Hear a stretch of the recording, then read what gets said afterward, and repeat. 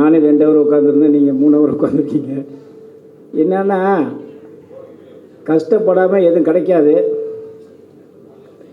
கிடைக்கிறது கண்டிப்பாக கிடைக்கும். அந்தமாரி யார் அந்த பையன், நான் தான் அந்த பையனுங்கிற டைரக்டர், ப்ரொடியூசர், ஹீரோ நம்ம பால்ராஜ்.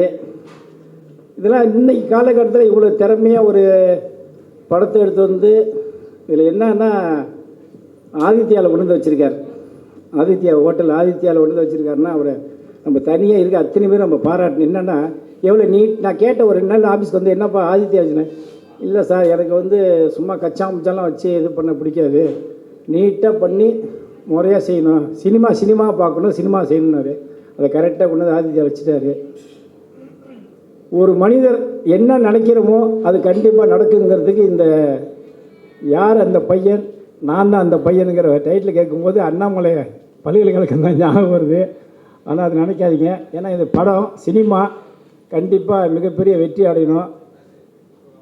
என்ன சொல்கிறதுன்னு எனக்கு ரொம்ப என்னென்னா, ஒரு சாதாரண ஒரு ப்ரொடியூசராக வந்து இன்றைக்கி டைரக்டராகி ஹீரோவாக இருக்கார் அப்படின்னா இந்த முயற்சி எல்லாருக்கும் வரணுங்கிறது தான் என்னுடைய எண்ணங்கள். ஏன்னா இப்போ நம்ம சொன்னாங்க அண்ணன் பேரரசை பற்றி, பயிலரங்கெலாம் 55 வருஷத்துக்கு மேலே சினிமாவில் இருக்கார். இவங்களாம் இவ்வளோ சாதித்ததுக்கப்புறம் இன்றைக்கி வந்து இன்றைக்கி ஒரு ஸ்டேஜில் உட்காந்து இன்றைக்கி பேசுகிறாங்க, சீஃப்கிட்ட கூப்பிட்றோம்னா அவங்களுடைய வளர்ச்சி, அவங்க எவ்வளோ கஷ்டப்பட்டு வந்து இன்றைக்கி மீடியா நிற்கிறாங்க அப்படின்னா அதே மாதிரி தான் நானும் இந்த இடத்துல வந்து நிற்கிறேன். அதனால் எல்லாருமே நீங்களும் இந்த இப்போ இருக்கிற மீடியாலாம் வந்து போனாங்க 3 மணி நேரம் 4 மணி நேரம் சொல்லி சொன்னாங்க. ஆனால் 100 நாள் வேலைக்கு போனால் கூட 1 மணி நேரம் கழிச்சிட்டு வந்துடுறாங்க. இங்கே 4 மணி நேரம் இனிமேல் மீடியா உட்கார வச்சுட்டு நிற்கும்போது எனக்கு ரொம்ப மனசு கஷ்டமாக இருந்துச்சு. சீக்கிரம் ஆரம்பிப்பான்னு சொன்னேன், ஆரம்பிச்சிட்டாரு. இருந்தாலும் நம்மளுடைய யார் அந்த பையன், நான் யாரா அந்த பையன், நான் தான் அந்த பையன் டைட்டில் கேட்கும்போதே ரொம்ப சந்தோஷமாக இருக்குது. இந்த படம் எங்கள் சங்கத்தோட படங்கும்போது ரொம்ப பெருமையாக இருக்குது. இந்த படத்தை எல்லோரும் தியேட்டரில் பார்க்கணும். என்ன எப்படி நிறைய பேசின ஆசை இருக்குது, டைம் ரொம்ப இல்லை. இருந்தாலும் வந்திருக்க அத்தனை பேர் சொல்கிறேன். எங்கள் சங்கத்தை பற்றி எங்கள் சங்கம் தான் நம்பர் 1 போயிட்டுருக்கு. அது நான் சொல்லணும்னு அவசியமே இல்லை, சொல்லக்கூட விஜய். எங்கள் சங்கம் ஓப்பனாக சொல்கிறேன், தமிழ்நாடு திரைப்பட சிறுமுறை சங்கம் சென்னையில் இல்லை, இந்தியாவில் இல்லை, உலகம் முழுக்க எங்கள் சங்கம் எல்லோரும் சப்போர்ட் பண்ணி எங்கள் சங்கத்தில் ஜாயின் பண்ணிகிட்ருக்காங்க. எங்கள் சங்கத்தில் எந்த சூழ்நிலையும் யார் ஏமாத்தாலும் விடமாட்டோம். அப்படி யாராக ஏமாத்த இருந்தாலும் எங்கள் சங்கத்தில் இருக்க விடமாட்டோம், உடனே அனுப்பிச்சிடுவோம். அதேமாரி சினிமாவை நம்பி யார் வந்தாலும் எங்கள் சங்கம் என்றைக்குமே குரல் கொடுக்கும். இதை நான் உங்களுக்கு ஓப்பனாக சொல்கிறேன். ஏன்னா இப்போ எல்லாமே பேச அண்ணன் ராஜன் சொல்லுவார், நம்ம ரங்கநாதன் சொல்லுவார், மேர சார் சொல்லுவார். என்னென்னா எல்லாருமே கஷ்டப்பட்டு வந்த மாரி நீங்கள் இருக்கிற அத்தனை பேருமே என்ன மாரி தான் நீங்களும் வந்திருப்பீங்க. நான் ஒரு காலத்தில் ரஜினிகாந்த் மாரி வரணும்னு வந்தேன். ரஜினி, கமல், அப்போலாம் விஜய் வரல, அஜித் வரல, அந்தமாரி ஒரு நடிகை வரும்போது பிச்சை எடுக்காத குறையாக வந்து சினிமாவில் வந்து சேர்ந்து இன்றைக்கி வந்து நான் ஒரு தலைவராக இருக்கேன்னா அதுக்கு ஒரே காரணம் என்னோடய உழைப்பு, என்னோடய உண்மை, என்னோடய நேர்மை, என்னுடைய யதார்த்தமான பேச்சு தான். நான் யாருக்கும் பயப்பட மாட்டேன், யாருக்கும் அஞ்சவும் மாட்டேன். எதை சொன்னாலும் நேருக்கு நேர் வான்னு சொல்லி பேசக்கூடிய ஒரு சங்கம்னா அது எங்கள் சங்கம் தான். 10 செகண்டில் போகும்போது பாரு யார் சொல்லி வான்னு சொல்லி கூப்பிட்டு பேசுவேன். நீங்கள் கூட பார்த்துருக்கலாம். இப்போ இடையில கூட இப்போ தயாரிப்பாளர் சங்கம்லாம் எலெக்ஷன் நடந்திருக்கு. அது என்னோடய சப்போர்ட் ஃபுல்லாக நான் சப்போர்ட் பண்ணிகிட்ருக்கேன். என்ன காரணம்னா ஒரு தயாரிப்பாளர் சங்கம் நல்லா இருந்தால் தான் ஒரு சினிமா வளரும், ஒரு நடிகன் வளர முடியும், ஒரு டெக்னீஷியன் வர முடியும், ஒரு ஹீரோயின் வர முடியும், எல்லாம் ஒன்று. அதேமாரி இன்றைக்கி இந்த டேரக்டர் வந்து இப்போ இந்த படத்தை எடுத்துறார். யார் அந்த பையன், நான் தான் அந்த பையனுங்கிற படத்தை அவர் எடுத்து வந்திருக்காருன்னா இப்போ அவர் எவ்வளோ கஷ்டப்பட்டு வந்திருக்காரு. இன்றைக்கி ஒரு ஃபங்க்ஷன் வச்சுருக்காரு. அது எதுவும் ஆதித்யா ரொம்ப சந்தோஷமாக இருக்குது. எந்த சூழ்நிலையிலையும் இவர் மாரி பிடிச்சத மேலே கொண்டு வாங்க, சப்போர்ட் பண்ணுங்கள். எந்த சூழ்நிலை மீடியா வந்து நீங்களும் இதேமாரி ஒரு வளர்ச்சி அடைஞ்சு நீங்கள் நாளைக்கு ஒரு தயாரிப்பாளரோ ஒரு நடிகராகவோ உங்கள் லட்சியம் என்னமோ வரணும். இது வரைக்கும் வெயிட் பண்ணி இருந்ததுக்கு வந்திருக்க அத்தனை மீடியா நண்பர்களுக்கும் வந்திருக்க அனைவருக்கும் என்னுடைய மனமாக நன்றியை தெரிவிச்சுக்கிறேன். ரொம்ப சந்தோஷம். சப்போர்ட் பண்ணுங்கள், சினிமாவை நம்பி வாங்க. நான் கண்டிப்பாக சப்போர்ட் பண்ணுறேன். விஜய் சொன்னாங்கள பிஆர் விஜய், எந்த சூழ்நிலையும் எப்போ ஃபோன் பண்ணால் எடுப்பேன், எதுக்கும் கவலைப்பட மாட்டேன். தைரியமாக வாங்க. நன்றி, வணக்கம். நன்றி சார், உங்களுடைய வார்த்தைகளுக்கும். அனைவருக்கும் இரவு வணக்கம். ஏன்னா இது மாலை வணக்கம் இல்லை. எப்போவுமே ஆடியோ ஃபங்க்ஷன் சொன்னால் 4 பாட்டு போடுவாங்க, அதை பார்ப்போம். அதை வச்சு விமர்சனம் பண்ணலாம், ஏதாவது பேசலாம். ஏன்னா இதுக்கு வழி இல்லாமல் பண்ணிட்டார் ஆரம்பித்தவர் பால்ராஜ். நான் அதான் இயக்குனர் பேரரசிட்டு கேட்டேன், எங்கள் தயாரிப்பாளர் அவரே கதாநாயகன், அவரே இயக்குனர், அவரே கதை வசனம்னு போட்டிருக்காரு. புது டி ராஜேந்திரான்னு கேட்டேன். யார்கிட்ட அவர் அசிஸ்டன்ட் டைரக்டராக வேலை செஞ்சாருன்னு கேட்டேன். தெரியல என்னன்னு சொல்லிட்டாரு பேராசிரியர் பேரரசு. எங்கள் யார்கிட்ட அசிஸ்டன்ட் டைரக்டர் இருந்தீங்களா? நல்ல வேலை. படிச்சுட்டு வந்துட்டார். அதாவது இல்லை, அதாவது அதுக்குன்னு ஒரு கல்லூரி இருக்குது. அந்த திரைப்பட கல்லூரியில் படிச்சிருக்காருன்னு நினைக்கிறேன். ஆனால் திரைப்பட கல்லூரியில் படித்தது வந்து ப்ராக்டிக்கல் ஆகாது. ஏன்னா நான் நிறைய தயாரிப்பாளர் கேட்கும்போது என்ன அப்போ கேப்டன் ஆர்கே செல்வமணி அறிமுகப்படுத்தும் போது 2-3 டைரக்டர் என்ன சொன்னாங்க, என்னையா போய் படிச்சுட்டு வராங்க, அசிஸ்டன்ட் டைரக்டர் இருந்தால் தான் ஏன் கேமரா என்ன ஷார்ட் என்னங்கிறது தெரியும்னு அப்போவே கிண்டல் அடித்த ஆட்கள்லாம் உண்டு. இவர் எந்த கல்லூரியில் படித்தாருன்னு எனக்கு தெரியலை. ஆனால் இப்போ வர்ற எல்லாருமே, அதாவது காசு வச்சுருக்கவங்க எல்லாருமே கதாநாயகம் தான். அதில் எந்த வித சந்தேகமே இல்லை. எதுக்கு இன்னொருத்தரை போட்டு ரிஸ்க் எடுக்கணும்? நாமளே நடித்து அது லாபமோ நஷ்டமோ நாமளே ரிஸ்க் எடுத்துருவோம். இன்னும் ஒரு நல்ல விஷயத்தோட வர்றாங்க, அது நம்ம பாராட்ட வேண்டியது தான். அதில் எந்த சந்தேகம் இல்லை. இந்த போஸ்டர் பார்க்கும்போது ஒரு பக்கம் விஜய் சேதுபதி மாதிரி இருக்கார், இன்னொரு பக்கம் சிவகார்த்திகை மாதிரி இருக்கார். ஏன்னா அவருடைய ஃபேஸ் வந்து ஒரு பக்கத்து வீட்டு பையன் மாதிரி நமக்கு தோணுது. இதில் முக்கியமான விஷயம் ஒன்று நான் சொல்ல கடமைப்பட்டிருக்கேன். அருமைச்சவர் அன்புச்செழின்னு சொன்னார், என்கிட்ட வாங்க நான் ஹெல்ப் பண்ணுறேன்னு. எங்கள் ஃபைனான்ஸ் வாங்கி கொடுப்பீங்களாங்க? கரெக்டான விட்டேன். நேர்மையாக கரெக்டாக இருந்தால் எத்தனை கோடி வாழ்ந்துடும். ஏமாற்ற வந்து கிட்டே சேர்க்க கூட்டு உதப்போம். சரி, இதில் முக்கியமான விஷயம் என்னென்னா, இப்போது படம் தயாரிக்கிறது ஈஸி, ஃபைனான்ஸ் வாங்குறது கூட ஈஸி தான். ஏன்னா ஏதாவது நிலத்தை கொடுத்து வாங்கிடலாம். ஆனால் தியேட்டர் கிடைக்கிறது தான் இப்போ கஷ்டமாக இருக்குது. சமீபத்தில் கூட சல்லியர்கள் படத்தினுடைய தயாரிப்பாளர் ஆரம்பித்தவர் சுரேஷ் கமாச் சொன்னார், எனக்கு மால் தியேட்டர்லாம் கிடைக்கவே இல்லைங்க அப்படின்னு வருத்தப்பட்டு சொன்னார். இதில் முக்கியமான விஷயம் என்னென்னா, நாட்டில் அரசியல் கட்சிகள் அதிகமாக இருக்கிற மாதிரி சினிமா தயாரிப்பாளர் சங்கமும் அதிகமாக இருக்குது. முதல்ல ஒரு சங்கம் ஒரு தொழில்னு சொன்னால் தான் கவர்மெண்ட்டை நாம் போய் அப்ரோச் பண்ண முடியும். இன்றைக்கி லெவலில் நம்முடைய இப்போ ஏன்னா இன்னும் தேர்தல் நடக்கலை. அருமைச்சவர் அன்புச்செழியன் வந்து தயாரிப்பாளர் சங்க தேர்தல் நடந்துட்டுன்னு சொன்னார், நடக்கலை, இனி தான் நடக்க போகுது. அதில் அதான் நடக்க போகுது. இதில் என்னென்னா, இப்போதைய நடப்பு தயாரிப்பாளர் சங்க தலைவர் வந்து இங்கே பார்க்காம அவர் சொந்த ஊரான காரைக்குடியில் போய் முதலமைச்சரை பார்த்துருக்காரு. ஏன்னா இங்கே கோட்டையில் அனுமதி கிடைக்கலையா என்னங்கிறது நமக்கு தெரியல. இந்த மாதிரி சூழ்நிலையில் இப்போ தமிழ் குமரனும் போட்டியிடுறாரு. இதுக்கு இடையில நடப்பு தயாரிப்பாளர் சங்கம்னு ஒன்று இருக்குது. இதில் ஒரு அரசாங்கத்தின் மூலமாக சலுகைகள் கிடைப்பதற்கு நடப்பு தயாரிப்பாளர் சங்கம் ஹெல்ப் பண்ணுமா, இல்லை தயாரிப்பாளர் சங்கம் ஹெல்ப் பண்ணுமா, இல்லை சிறு தயாரிப்பாளர் சங்கம் ஹெல்ப் பண்ணுவாங்கிறது குழப்பத்தில் தயாரிப்பாளர் இருக்காங்க. எல்லாத்தையும் பணம் இருக்குது, எல்லாத்தையும் படம் எடுக்கணுங்கிற அறிவாற்றல் இருக்குது. படம் ஒழுங்காக எடுக்கணும்னு சொல்லுங்கள். படம் ஒழுங்காக எடுத்த நம்ம ஏன்னா அர்த்தத்தை போய் கை கட்டிக்கணும். படம் ஒழுங்காக எடுக்க சொல்லுங்கள். நம்ம டேரக்டர் கொடுத்தா படம் எடுக்க சொல்லுங்கள். கவர்மெண்ட் நம்பியே படம் எடுத்தால் எப்படின்னு கவர்மெண்ட் கொடுக்கும். நம்ம ஆளுக்கு படம் கரெக்டாக எடுக்க சொல்லுங்கள். நம்ம படம் எடுத்தால் எவர்கிட்ட கை நீட்ட வேண்டியது இல்லைண்ணே. இது அவர்கிட்ட சொல்லுங்கள், பால்ராஜிட்டு சொல்லுங்கள். இப்போ அவர் தான் பேசுகிறது, சொல்லுங்கள். இல்லை, பால்ராஜிட்டு சொல்லுங்கள். ஏன்னா இப்போ சமீபத்தில் இல்லை, நாங்கள் இப்போ சமீபத்தில் இந்த வாரம் ஒரு 5 படம் தொடர்ந்து பார்த்தேங்க. இப்போ அண்ணனை வச்ச சொல்கிற, அரசாங்கத்தை நம்பி யாரும் படம் எடுக்காதீர்கள், சலுகையை நம்பி படம் எடுக்காது. உங்களுடைய உண்மையான கதையை நம்பியும் உங்களுடைய பணத்தை நம்பியும் உங்களுடைய திறமை நம்பி படம் எடுத்தால் யாருக்கிட்ட கை என்ற என்னுடைய அருமையான தாழ்மையான கருத்து. நன்றி. அண்ணன் தெளிவாக பேசுவார். நான் தெளிவாக பேசுகிறேன்னு அவரே பேசிட்டு போயிட்டார். இதில் முக்கியமான விஷயம் என்னென்னா, அவரை விட நாங்கள் தான் அதிகமாக படம் பார்க்குறோம். நமக்கே தெரியும், கடந்த 3 நாட்களாக 5 படம் பார்த்துருக்கோம். 5 படமும் ஒரே கிளைமாக்ஸ் உண்டா இல்லையா? 5 படமும் ஒருத்தன் லவ் பண்ணுறாங்க, அப்புறம் பிரேக்கப் ஆகுது, அப்புறம் மறுபடியும் சேர்றாங்க. கிளைமாக்ஸில் ஒரே டைலாக் தான். 3 படமும் ஒரே டைலாக். இப்படி இருந்தால் எவங்க படம் பார்ப்பான்? ஏன் ஒரு கதை கேட்கும்போது இது ஏற்கனவே வந்த மாதிரி இருக்க அந்த கதைன்னு யாருக்குமே அறிவாற்றல் இல்லைன்னு சொன்னால் அப்புறம் என்னத்தை நீங்கள் பணத்தை போட்டு படத்தை எடுக்க போகிறீங்க? எனக்கு சந்தேகமாக இருக்குது. அதான் ஒரு கோளாறு இருக்குது. ஆனால் ஒரு விஷயம் நான் இதை சொல்ல வைக்கப்படலை. இருட்டு அறையில் முரட்டு குத்துன்னு ஒரு படம் வந்துச்சு. அதுக்கப்புறம் நேற்று ஸ்வீட்டி நாட்டி கிரேசி சூப்பர் படம். நிச்சயமாக அந்த படம் சூப்பர் கலக்கல் வசூலில் பண்ண போகுது. நீங்கள் அதுக்கப்புறம் நிறைய படங்கள் அதே மாதிரி வரும். எதுக்கு சொல்கிறேன்னா, அது நாட் ஓன்லி செக்ஸ் மூவி, அதில் வந்து ஒரு வித்தியாசமான ஒரு பரபரப்பான விறுவிறுப்பான கதை இருக்குது. அந்த டைரக்டர் மிஸ்டர் ராஜசேகர் நல்ல ஆரம்பத்துலேருந்து கடைசி வரைக்கும் நாற்காலி நுனியிலே உட்கார வச்சிட்டார். ஏன்னா ஏற்கனவே பழைய கதாநாயகி முன்னையும் பெருசு, நம்ம அதாவது சுந்தரா ட்ராவல்ஸு ஒன்று நடிகை, அதுக்கப்புறம் இனியா, 2 பேரும் சேர்ந்து பயங்கர கலக்கல். அந்த கேமராமேன் ரொம்ப கொடுத்து வச்சார். அடிக்கடி க்ளோஸ்அப் அதையே காமிச்சிக்கிட்டு இருக்காரு. நமக்கும் பயங்கர சந்தோஷமாக இருந்தது. அது கிளைமேக்ஸ் வந்து ரொம்ப சூப்பர் கிளைமேக்ஸு. இதில் ஜனநாயகன் படம்லாம் வந்து சென்சாரில் தடைப்பட்டு போச்சு அதுன்னு சொல்கிறாங்க. சென்சாரில் அது எப்படி அப்படின்னு தெரியல. அந்த ப்ரொடியூசர் நல்லவர்.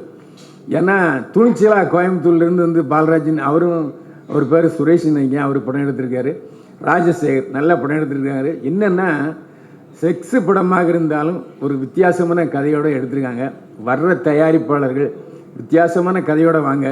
இந்த தலைப்பு ரொம்ப நல்லா இருந்தது. யாரா அந்த பையன், நான் தான் அந்த பையன். ஒருவேளை டைரக்டர், ப்ரொடியூசரு, ஹீரோ அவரை பையனாக சொல்லிக்கிட்டாரா என்னன்னு நமக்கு தெரியலை. இப்படிதானே நீங்கள் தானே? அவரை பையன்னு சொல்லிட்டாரு. நான் தான் அந்த பையன். இந்த துணிச்சல் யாருக்குமே வராது. அந்த அடிப்படையில் அவரை நம்ம பாராட்டணும். இதில் முக்கியமான அம்சம் என்னென்னா, எல்லாருமே சொல்கிறது வழக்கமாக ஹீரோயின்கள் வந்து ப்ரொமோஷனுக்கு கண்டிப்பாக வரணும், வரமாட்டேங்கிறாங்க. ஒருவேளை அவங்க மீட்டர் எங்கேயாவது ஓடுதான்னு நமக்கு தெரியல. அந்த அடிப்படையில் இங்கே வரலையாங்கிறது நமக்கு தெரியல. ஏன்னா இப்போல்லாம் வந்து ஹீரோயின் என்ன பேசுகிறாங்கன்னு சொன்னால் அவங்க ஒன்றும் தெலுங்கில் பேசுகிறாங்களா, ஹிந்தியில் பேசுகிறாங்களா, இங்கிலீஷில் பேசுகிறாங்க. நமக்கும் புரிய மாட்டேங்குது, கண்டென்ட் கிடைக்க மாட்டேங்குது. இதில் முக்கியமான விஷயம் என்னென்னா, ஆடியோ ஃபங்க்ஷன் சொல்லி 3 மணி நேரம் போட்டு கழுத்து இருக்கிறாங்க. ஆனால் எடிட்டர்கிட்ட போனால் 10 நிமிஷம் போங்க சார், எடுத்துகிட்டு போங்க சார், எவரும் பார்க்க மாட்டேங்கிறான்னு சொல்கிறாங்க. இதில் எங்களுக்கு உள்ள கஷ்டம் என்னென்னா, 3 மணி நேரம் உட்காந்து அந்த ஆடியோ ஃபங்க்ஷனை எடுத்து விட்டு 10 நிமிஷம் வராது. இப்போ புதுசாக யூடியூப்பில் போட்டிருக்காங்க. நீங்கள் ஏற்கனவே முதல்ல 5 பேர் போடுற அந்த கண்டென்ட்டுக்கு தான் காசு, மீதி எதுக்குமே காசு கிடையாது. அப்போ போட்டு என்ன பிரயோஜனம்? ஸோ நாங்களும் இதில் பாதிக்கப்பட்டிருக்கோம். அதனால் புதுசாக நாங்கள் கண்டென்ட் வந்ததுன்னா தான் எங்களுக்கு வந்து வருமானம். இப்போ தேவையில்லாமல் என்னையும் போட்டு நான் பேசலாம் போட்டு தம்ப்நெயில் போடுறது என்னுடைய சகோதரர்கள் தான். நான் என்ன செய்ய முடியும்? சரி, அவங்களுக்கு சந்தோஷமாக இருந்தால் எனக்கு சந்தோஷமாக இருக்குன்ட்டு நான் விட்டுட்டு போயிடுறதான். எதுக்குன்னா, எப்படி தயாரிப்பாளர்கள் பாதிக்கப்படுகிறார்களோ அதே போல் நாங்கள் மீடியாக்காரங்களும் பாதிக்கப்படுறோம். இதில் முக்கியமான விஷயம் என்னென்னா, நான் போலீஸ் அதிகாரியாக இருந்திருக்கேன். போலீஸ் அதிகாரியும் வீட்டில் ஒழுங்காக சாப்பிட முடியாது, ஒரு நல்லது கெட்டதுக்கு போக முடியாது. அதே மாதிரி இந்த மீடியாக்காரங்களும் நல்லது கெட்டதுக்கு போக முடியாது. ஏன்னா எந்த சமயத்தை பாருங்கள், 5 மணிக்கு ஆரம்பித்து 7 மணிக்கு முடிஞ்சிடும் சொன்னால் வந்துட்டு நீ இப்போ மணியை பாருங்க, வீட்டுக்கு போனீங்கன்னா யோ எத்தனை மணிக்கு வரேன்னு சொன்னேன், வீட்டில் ஒரே பாட்டு. ஆக நமக்கு அங்கே ஒரு இடி இங்கே ஒரு இடி. ஆஃபீஸுக்கு போனால் என்னையா நியூஸ் எடுத்து வந்திருக்க, கண்டென்ட்டே இல்லை, நானேயா கண்டென்ட் கொடுக்க முடியும்? இப்படி ஆக நாம் எப்படி தயாரிப்பாளர்கள் சிக்கலில் இருக்கிறார்களோ அதே போல் மீடியாக்காரங்களும் நாங்களும் சிக்கலில் தான் இருக்கோம். ஏன்னா எத்தனை யூடியூப்பு இனிமேல் அடுத்தாப்போ வரப்போகுது, இருக்கிற மூட போகிறாங்களேங்கிற பயத்துலேயும் தான் நாங்களும் இருக்கிறோம். இருந்தாலும் யாரா அந்த பையன், நான் தான் அந்த பையன் வெற்றி பெறுவதற்கு தம்பி பால்ராஜை வாழ்த்துகிறேன். ஏன்னா இந்த மாதிரி ப்ரொடியூசர்கள் வர்றதுனால தான் ஒரு 10-15 பேர், அது கிட்டத்தட்ட ஒரு 500-600 பேர் பொழைச்சிக்கிட்டு இருக்காங்க. ஏன்னா சினிமா இன்னைக்கு சொன்ன மாதிரி அன்புச்சிலையும் அடிக்கடி சொல்கிற மாதிரி புதிய தயாரிப்பாளர்களை நம்பித்தான் சினிமா இருக்கிறது. ஏன்னா பெரிய நடிகர்கள் பூரா வெளிநாட்டுக்கு போயிடுறாங்க, இல்லை வெளிய மாநிலத்துக்கு போயிடுறாங்க, இங்கே ஷூட்டிங் எடுக்கிறதே இல்லை. இந்த மாதிரி புதிய தயாரிப்பாளர்கள் தான் இப்போதைய சினிமாவை வாழ வைத்து கொண்டிருக்கிறார்கள். மேலும் தொடர்ந்து பல தயாரிப்பாளர் வர வேண்டும். வாழ்க வளமுடன். நன்றி, வணக்கம். தனக்கே உரிய பாணியில் சினிமா தொடங்கி அரசியல் நடப்பு, நாட்டு நிலவரம் என ஜனரஞ்சகமாய் வாழ்த்துறையை நகைச்சுவையாய் கூறியமைக்கு நன்றி சார். அடுத்ததாக இத்திரைப்படத்தின் நான் தான் யாரா அந்த பையன், நான் தான் அந்த பையன் படத்துடைய கதாநாயகன், இயக்குனர், தயாரிப்பாளர் நான். இந்த கதை வந்து நான் வந்து ஆக்சுவலாக எங்கே யார்கிட்ட அசிஸ்டண்ட்டாக ஒர்க் பண்ணீங்க அப்படின்னு கேட்டார் அண்ணன். நான் யார்கிட்டையும் அசிஸ்டண்ட்டாக ஒர்க் பண்ணல. நான் வந்து டைரக்ஷன் கோர்ஸ் படித்தேன். அதே போல் யார்கிட்டையும் போயிட்டு வேலை கேட்குறதோ இல்லை யார்கிட்டாவது போய் வாய்ப்பு கேட்குறதோ எனக்கு வந்து பிடிக்காது. அதனால் நான் வந்து என்னை தயார்படுத்திக்கிட்டேன். இது வரைக்கும் நான் யார்கிட்டையும் போய் வாய்ப்பு கேட்டதில்லை. எந்த இதுலேயும் நான் நடித்தா ஹீரோவாக தான் நடிக்கணும்னு நினச்சேன். அதனால் எனக்காக நான் வந்து ஏற்படுத்திக்கிட்ட கதை தான் இது. நான் என்னை வந்து நான் மெருகேற்றிக்கிட்டேன். அது பெரிய கதை அது. அதனால் நான் ஸ்டைல் ஹீரோ தான், நடித்தா ஹீரோவாக தான் நடிப்பேன் அப்படின்ற முடிவு பண்ணி தான் நான் இறங்கியிருக்கிறேன். இந்த கதை பொறுத்த வரைக்கும் வந்து ரொம்ப வித்தியாசமான கதை. ஆக்சுவலாக நான் வந்து நிறைய படம் பார்ப்பேன். நிறைய படங்கள் வந்து நிறைய குறைகள் இருக்கும். இந்த கதை பொறுத்த வரைக்கும் வந்து குறை சொல்ல முடியாது, அந்தளவுக்கு நான் எடுத்திருக்கிறேன். ஏன்னா நிறைய படத்தை பார்த்த அனுபவம் தான் இந்த கதை வந்து இந்த படத்தை நான் நல்லா எடுத்திருக்கிறேன். கண்டிப்பாக எனக்கு வந்து 100% நம்பிக்கை இருக்குது இந்த படம் ஜெயிக்கும் அப்படின்னு. 1% கூட சந்தேகம் இல்லை இந்த படம் தோக்கும் அப்படின்னு. கண்டிப்பாக வந்து சிறு திரைப்படங்களுக்கு வந்து அதாவது ஒரு முக்கியத்துவம் கொடுக்கலன்னா கூட அட்லீஸ்ட் கொஞ்சம் என்ன சொல்கிறது, ஒரு உந்துகோலாக வந்து இருக்கணும் அப்படின்னு நான் நினைக்கிறேன். அதாவது ரசிகர்ஸையும் மீடியாக்களையும் வந்து திரையரங்கு உரிமையாளர்களும் வந்து சிறு படங்களுக்கு வந்து கொஞ்சம் வாய்ப்பு கொடுங்கன்னு கேட்குறேன். கண்டிப்பாக இந்த படம் வந்து ஜெயிக்கும். பட் இப்போது பொறுத்த வரைக்கும் திரைப்படங்கள் வந்து சிறு படங்களுக்கு முக்கியத்துவம் கொடுக்கறதில்ல. அது வந்து ஒரு மன வருத்தமாக இருக்குது. அது வந்து திரையரங்கு உரிமையாளர் கொஞ்சம் மனசு வைக்கணும்னு நான் நினைக்கிறேன். என்ன மாதிரி சிறு படங்கள் எடுக்கிறவங்களுக்கு கொஞ்சம் வாய்ப்பு அளிக்கணும்னு நினைக்கிறேன். இந்த படம் வந்து கண்டிப்பாக ஜெயிக்குங்க. எனக்கு வந்து 100% நம்பிக்கை இருக்குது. வேறு என்ன பேசணும்னு நினைக்கிறீங்களோ சொல்லுங்கள், நான் பேசுகிறேன்.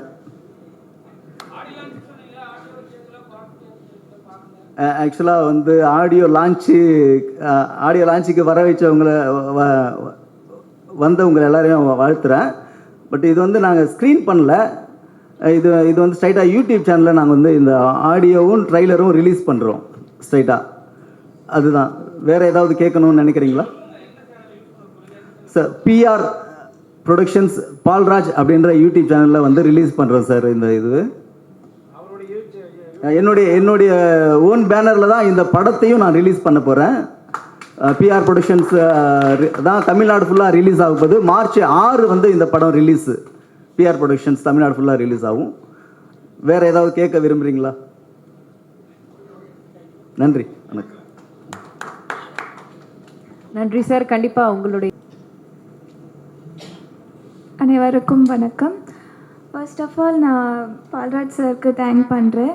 ஏன்னா என்னையும் நம்பி நான் இந்த ரோலுக்கு கரெக்டாக பர்ஃபெக்டாக நான் இதுக்கு சூட் ஆவேன் அப்படின்னு அவர் என்னை நம்பி இதில் என்னை ஆக்ட் பண்ண வச்சதுக்கு நான் ரொம்ப தேங்க் பண்ணுறேன். இந்த மூவி வந்து முக்கியமாக பேரண்ட்ஸ் வந்து பார்க்க வேண்டிய மூவின்னு தான் சொல்லலாம். ஏன்னா இதில் நிறையா கருத்து இருக்குது. ஸோ எல்லோரும் அது பார்க்குற ஒரு படம் தான். உங்களோட எல்லாரோட சப்போர்ட்ஸும் கண்டிப்பாக எங்களுக்கு தேவை. So thank you.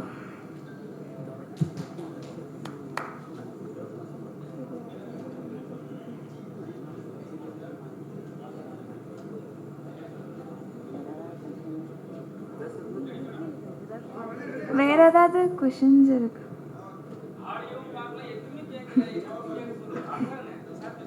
தேங்க்யூ.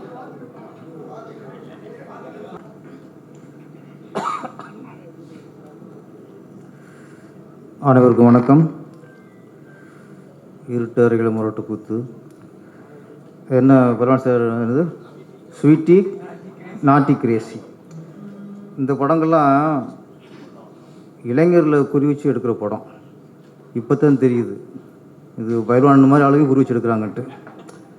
அவ்வளவு சமீபத்தில் வராங்க இதில். அதனால் பயில்வானா ரொம்ப ரசித்து பார்த்துருக்காரு. அந்த இதுலேருந்து இன்னும் ஒரு விடுபடலை. எல்லாருமே மீடியாக்கள் உங்களை சேர்த்துக்கிட்டார் அவர். ஓகே, எனக்கு இப்போ படம் பார்க்கணும் ஒரு ஆசை வந்துருச்சு. பார்த்துருவோம். நான் மட்டும் பண்ண யார் அந்த பையன்? நான் தான் அந்த பையன்.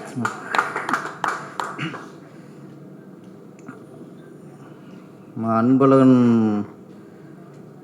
ரொம்ப ஆவேசமாக பேசினார். எல்லாத்துக்கும் நான் இருக்கேன்ட்டு.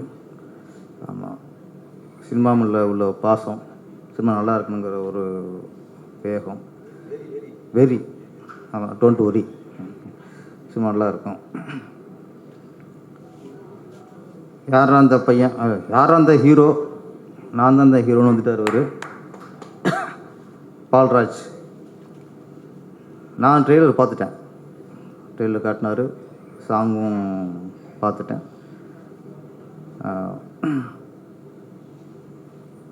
அதான் ஹீரோங்கிறதுக்கு இப்போலாம் இலக்கணம்லாம் ஒன்றும் இல்லை, தலக்கணம் இருக்கக்கூடாது, மறுபடியும் இலக்கணமும் இருக்கக்கூடாது. பாக்கியராஜ் சார் ஃபஸ்ட்டு புதியவர்கள் நடிக்கும்போது இயக்குனர் இமயம் பாரதியை தவிர எல்லாருக்குமே இவரெல்லாம் ஹீரோவா அப்படின்னு தான் பார்த்தாங்க. அவர் பின்னால் பெரிய ஹீரோவா திரைக்கமரனாக உருவாயிட்டார். ரஜினி சார் அப்படி தான், பிகினிங் பார்த்து யாரையா கருப்பா பரட்டையா அப்படி தான், இந்த மாதிரிலாம் நடிக்க வந்துட்டாங்களான்னு தான் பேசுவாங்க. அப்போ அது பெரிய சூப்பர் ஸ்டார் ஆகிட்டார். அது தனுஷ், அது துள்ளுவதோ இளமை.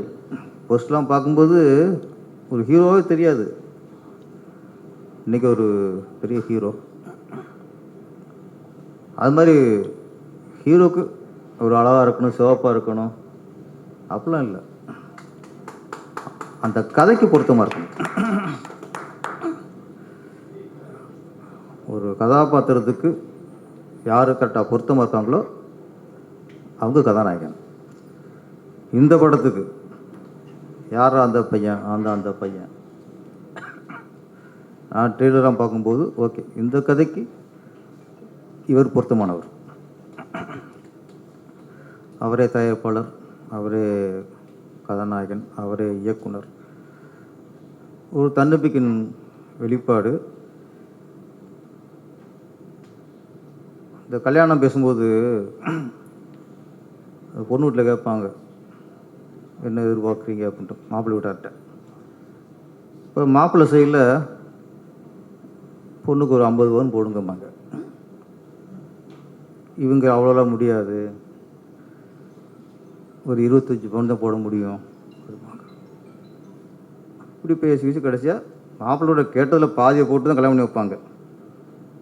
இதே சொல்கிறேன்னா, இந்த யாரா அந்த பையன், நான் தான் அந்த பையனை, இந்த மாதிரி ஒரு டேர்ம்ஸ் அண்ட் கண்டிஷன் வருது. ஆனால் அது புதுசாக இருக்குது. அந்த நாட்டு சொன்னார், இதில் மாப்பிள்ளையோடைய நோக்கம், அவர் பொண்ணு வீட்டில் போய் நகை கேட்கல, பணம் கேட்கல, பொருள் கேட்கல. அவர் போட்ட ஒரே கண்டிஷன் சொல்லாமல, நான் 12 பிள்ளையோ பெற்றுப்பேன், எனக்கு யார் 12 பிள்ளை பெற்று கொடுக்குறாங்களோ அவதையும் பொண்டாட்டி அப்படின்ட்டு. இந்த காலம் யார் ஒத்துக்குவா? இப்போ 1 2 பெற்றுக்களே முடிஞ்சு போச்சு கதை. 12 அதெல்லாம் ஒரு காலத்தில் இருந்துச்சு, டஜன் கணக்கில் பெற்று வளர்த்தாங்க. எப்படி பொண்ணு கிடைக்கும்? கடைசியாக ஒரு பொண்ணு பேசுகிறாங்க, இதே மாதிரி தான் 50 பவுன் கேட்கும்போது 25 பவுன் தான் போடுற மாதிரி அந்த பொண்ணு ஓப்பட சொல்லிடுது, நான் 6 பிள்ளை ஒன்று பற்றி தரேன்றது. ஒத்துக்கிறார், ஓகே. எதுவுமே ஒத்துக்கலை, இதாவது பாதிக்காக வந்திருக்கே அப்படின்ட்டு இருட்டார்கள் முரட்டு குத்து மாதிரி. எத்தனை குத்துன்னு தெரியல. அந்த 6 இல்லாமல் 25 பவுன் போடாமல் வெறும் 5 பவுன் போட்டால் அப்படி இருக்கும்.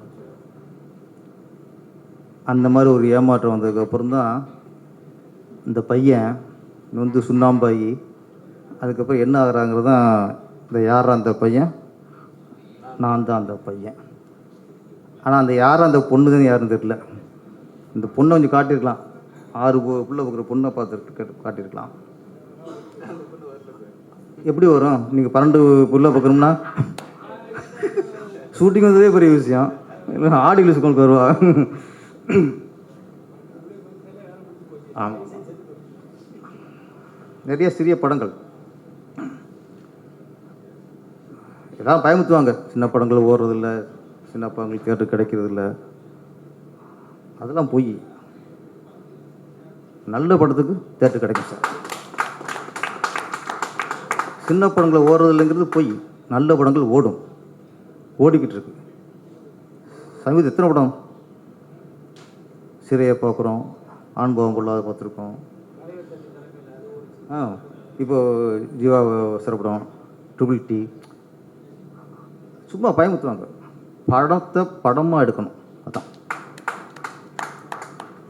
ஆசைக்கு படம் எடுக்கிறது தான் இங்கே பிரச்சனை. அங்கே தான் விபத்துலாம் உண்டாகுது. நேசித்து ஒரு தொழில் கற்றுக்கணும். இப்போ சொன்னாங்க இன்ஸ்டியூட்லேருந்து நேராக வந்துட்டார் அப்படின்ட்டாங்க டைரக்டர். அது சிலர் அப்படி வருவாங்க. வண்டியத்தன் சார் இங்கேயும் ஒர்க் பண்ணல. ஆர் சுந்தரராஜன் பெரிய சிலுவஜி படம்லாம் கொடுத்தாரு, அவரும் யார்ட்டும் ஒர்க் பண்ணல. பாரதி ஒர்க் பண்ணார். பாரராஜா வந்து புட்டாநாட்டை ஒர்க் பண்ணார், ரா சங்கரன்ட்ட ஒர்க் பண்ணார். பாரராஜா கண்டு மூணு குருலாம் இருக்காங்க. ஆமாம், அந்த அதை சொல்லிட்டேனே. அண்ணன் எக்கோ பெஸ்ட்டே இருப்பார். அது மாதிரி. ஆனால் ஒரு தொழில் தெரிதலைய ஒரு இயக்குனருக்கு உணர்வு தெரியணும், உணர்வுபூர்வமாக ஒரு படம் எடுக்க தெரியணும். நம்ம என்ன ஃபீல் பண்ணுறோமோ அதை மக்களையும் ஃபீல் பண்ண வைக்கணும். நம்ம காமெடியாக ஒன்று எடுத்தால் அவங்க சிரிக்கணும், எமோஷனாக எடுத்தால் அவங்களுக்கு எமோஷன் ஆகணும். நம்ம ஒரு ஃபீல் சோகம்னா அவங்க ஃபீல் பண்ணணும். அவன் தான் டைரக்டர். மேக்கிங்கும் அதெல்லாம் இல்லை. நம்ம என்ன நினைக்கிறோமோ அதை ஆடியன்ஸும் ஃபீல் பண்ண வைக்கணும். அது பால்ராஜ் நான் எதிர்பார்க்குறேன். ஏன்னா ட்ரெய்லர் நல்லா ஃபீலிங்காக பண்ணியிருந்தார். அப்புறம் இன்றைக்கி பாருங்கள், சிறிய படங்கள் வர்றதே பெரிய விஷயமா இருக்குது. அதுக்கு தியேட்ரு கிடைக்கிறதும் பெரிய விஷயமா இருக்குது. ஆனால் இன்றைக்கி பாருங்கள், இந்த 13ஆம் தேதி 4 ரீலீஸ் படம். உயிருள்ளவரை உஷா, மின்னலே, காதலர் தினம், இன்னொன்றுனா மௌனம் பேசியது. ஆமாம், அப்போது 4 ரீலீஸ் படத்துக்கு இன்றைக்கி தேட்டரு கிடைக்குது. ஈஸியாக அவங்களுக்கு தேட்டர் கொடுக்குறாங்க. ஆனால் ஸ்ட்ரைட் படத்துக்கு போராட வேண்டியிருக்கு. அப்போ ஏற்கனவே வெற்றி அடைஞ்சு கோடிக்கணக்கில் சம்பாதிச்ச படத்துக்கு திரும்ப நீங்கள் இடம் கொடுக்குறீங்க. ஆனால் இன்றைக்கி கோடிக்கணக்கில் கொட்டி இதில் சம்பாதிக்கணும், இது ஃபோட்டோஸ் எடுக்கணும், அதுக்கு நாங்கள் தர மாட்டோம். அதுக்கு இன்றைக்கி இடம் இல்லை. இதெல்லாம் யார் கேட்குறது, யார் பொருள் கொடுக்குறது? ஒரு கட்டமைப்பு வேணும். இயக்குனர் இது தயாரிப்பாளர் சங்கத்தில் ஒரு கட்டமைப்பு வேணும். இப்போ இந்த 13ஆம் தேதி ரீலீஸ் படம், வெற்றி அடைஞ்ச படம், அதுக்கு ஒரு கிரேஸ் இருக்கும். இப்போ சின்ன படங்களில் வருது. இப்போ நாளைக்கு இந்த சார் 10 நாளைக்கு கூட பார்த்துருக்காங்க.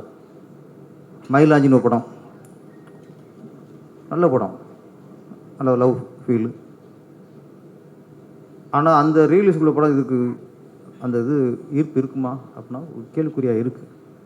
அவங்க புலம்புறாங்க, என்ன சார் நாங்கள் போராடி 2 வருஷம் படம் எடுத்துருக்காங்க சார். படத்தை 2 வருஷம் போராடி பார்த்து படத்தை முடித்து ரிலீஸ் பண்ண போகிறதுல நேரத்தில் பார்த்தா 4 படம் ரீலீஸ் வரும்போது அவங்க அப்செட். இப்போ அவங்க யார் காப்பாற்றுறது, அவங்களுக்கு யார் குரல் கொடுக்குறது? ஏற்கனவே மங்காத்தா ஓடிச்சு, படையப்பா ஓடிச்சு.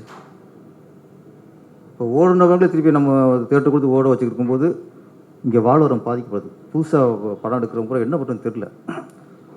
அப்போ ரீலீஸுங்கிறதுக்கு தனியாக ஒரு லிஸ்ட்டு வைக்கணும். இந்த தேட்டரில் நீங்கள் வச்சுங்க. புது படங்கள் இப்போ கரண்டில் படம் எடுத்து புதுசாக ரிலீஸ் பண்ணுற படத்தை டெஸ்ட் பண்ணக்கூடாது. இப்போ 13 படம் ரிலீஸ் ஆகுது, அதில் 4 ரீலீஸ், மற்ற எந்த படமும் ஒன்றும் என்னாலுமே தெரிய மாட்டேங்குது. ஏன்னா இது பேசும்போது பயம் இருக்குது. சில சூழ்நிலைகள் நம்மளால படம் நல்லா இருக்குது, சூப்பராக இருக்குது, எல்லாம் இருக்குது, ஓகே. ரிலீஸ் ஆகிற சூழ்நிலையும் ஒன்று இருக்குல்ல. ஒரு படத்தை வெற்றிக்கு காரணம் ரிலீஸ் ஆகிற சூழ்நிலையும் ஒரு காரணம். படம் என்ன தான் நல்லா இருந்தால் கூட சில சூழ்நிலைகளில் அது கொஞ்சம் மிஸ் ஆயிரும். அந்த சூழ்நிலை நம்மளே உருவாக்குறோம். அவங்களும் பிடிச்சிருதான், ரீலீஸ் பண்ணுறவங்களும் பிடிச்சிருதான், புதுசாக படம் பண்ணுறவங்களும் பிடிச்சிருதான். இந்த ரீலீஸு கொஞ்சம் ஆமாம், விடக்கூடாது. நீங்கள் அதுக்கு தனியாக ஒரு டைம் ஒதுக்குங்க. இல்லை ரீலீஸ் படம் ரிலீஸ் பண்ணுறவங்களும் ரிலீஸ் எப்போ பண்ணாமல் தவிர்க்கணும். ஏன்னா ஓடின படத்தை தான் ரிலீஸ் பண்ண முடியும், இன்னும் ஓடாத படத்தை ரிலீஸ் பண்ண முடியாது. இன்றைக்கி உயிரில் வர உசானா பெருசாக ஓடின படம் இன்றைக்கி ரிலீஸுங்கும் போது ஆமாம் வந்துடும். இப்போ அமைக்க போதில்ல அது கொஞ்சம் அதெல்லாம் கொஞ்சம் கவனம் செலுத்தணும். அப்புறம் இந்த அவார்டு சொன்னாங்க தமிழக அரசு, இது எப்படின்னா இந்த வருஷம் 2026 ஒரு படம் ரிலீஸ் ஆகி அது தமிழக அரசு தேர்வு பெற்று அது தமிழக அரசு விருது அறிவித்தா அது எப்போ கிடைக்குது? 2036 கிடைக்கும். இந்த 2026 சிறந்த குழந்தை நட்சத்திரம் அப்படின்னு ஒரு குழந்தைக்கு அவார்டு கிடைக்குது. அது வாங்கும்போது குழந்தையாக இருக்குது, அது குழந்தை குட்டியமாக போய் குழந்தை நட்சத்திரம் சிறந்த குழந்தை நட்சத்திரம் வாங்கும்போது அது குழந்தையில போய் வாங்கும்.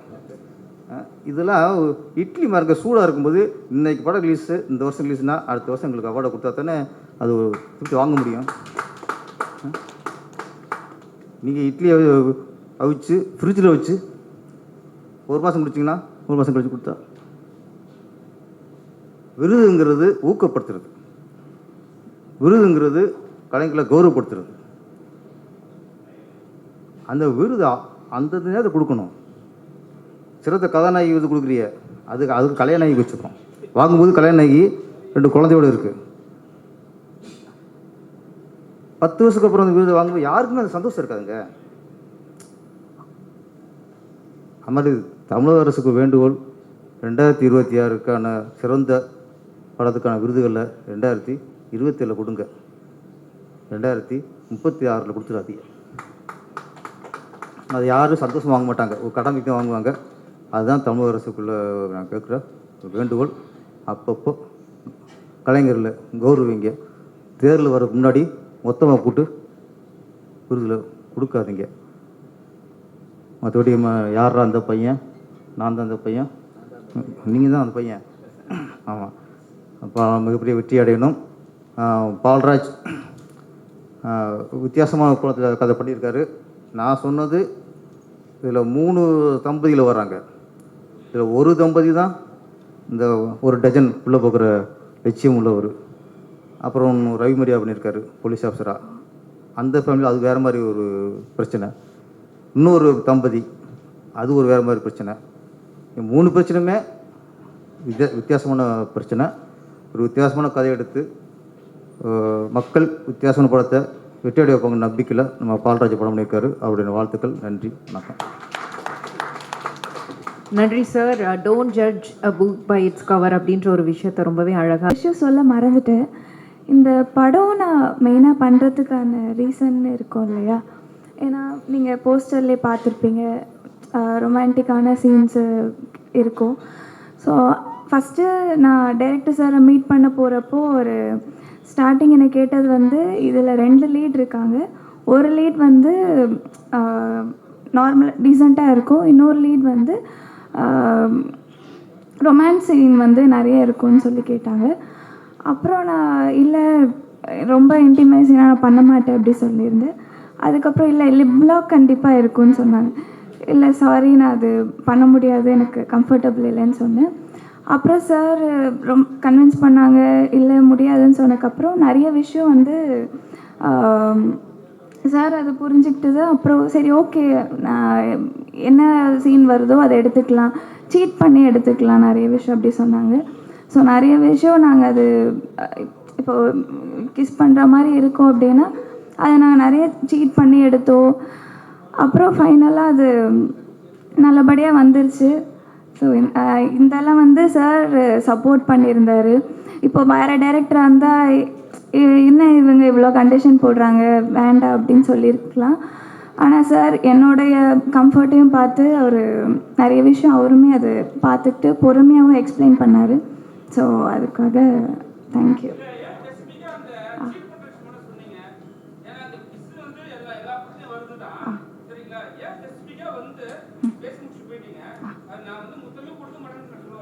அப்படி இல்லை, இதில் வந்து அந்த காட்சி நிறைய இருக்கும். ஸோ அதுக்காக நான் ஆல்ரெடி சொன்னது வந்து லிப் லாக் பண்ண மாட்டேன்னு சொன்னேன். ஸோ அதனால் சீட் பண்ணி எடுத்துக்கலாம் அப்படின்றதுனால சார் அவர் சப்போர்ட் பண்ணார் இல்லையா, அந்த ஒரு விஷயம் சொல்லணும்னு நினச்சேன்.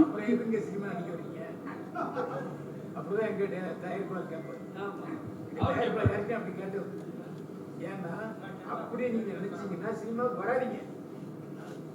ஏன் டூ போடணும்? அப்ப அந்த அந்த அது மட்டும் போடலையா? இல்லை, டூப் போடணும்னு கிடையாது. இப்போது உண்மையாகவே இப்போ கேமராலேயுமே உண்மையாகவே பண்ணாலும் இப்படி திரும்பி இப்படி கொடுத்தாலுமே அது பண்ணுற மாதிரி தான் இருக்கும். ஸோ அதுதான் இருக்குது. கமலஹாசன் படத்தை நிறைய கமலஹாசன் படத்தை பாருங்க, கூச்சம் போகும். அடுத்ததாக